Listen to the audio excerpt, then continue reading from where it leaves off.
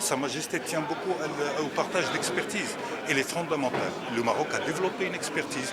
Il la partage avec ses frères sénégalais, ses frères africains.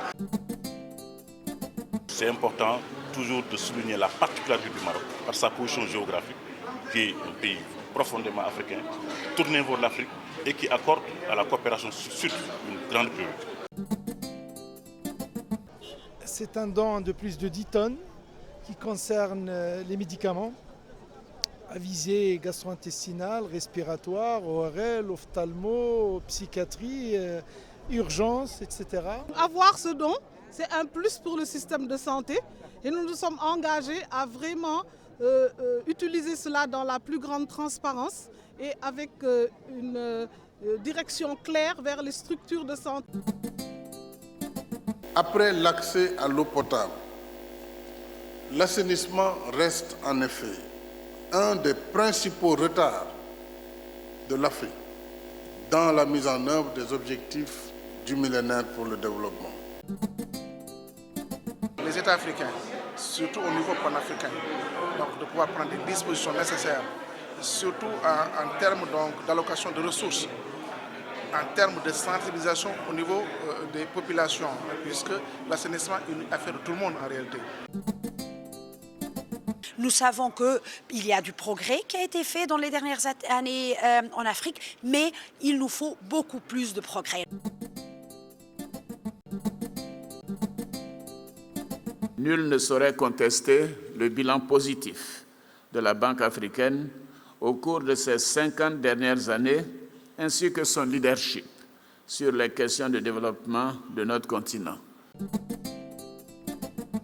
L'avenir, c'est pour nous. Il faut aller le chercher, pour nous les Africains. Il faut que tout le monde se mobilise pour aller chercher cet avenir-là. Il faut ce rêve africain, il faut qu'on le concrétise.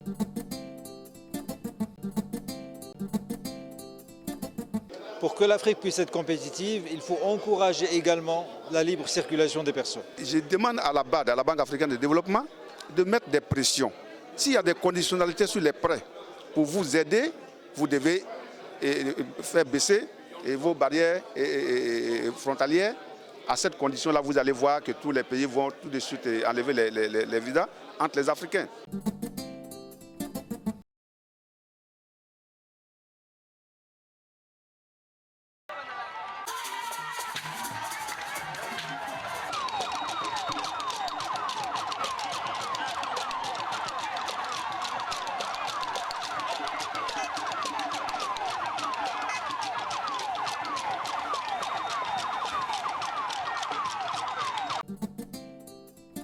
Je pense qu'en ce qui concerne l'élection, ça a été fait de cette façon extrêmement transparente.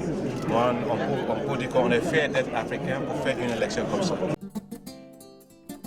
La banque aujourd'hui a une réputation solide et donc ce que nous souhaitons, c'est que Dr Adesina puisse continuer dans cet élan pour que la banque continue à multiplier ses interventions en Afrique. Nous sommes à un moment important de l'évolution de nos pays. Nous voulons aller vers l'émergence et nous avons besoin de la Banque africaine de développement pour pouvoir faire en sorte que l'économie de tous nos pays en Afrique puisse aller dans ce sens.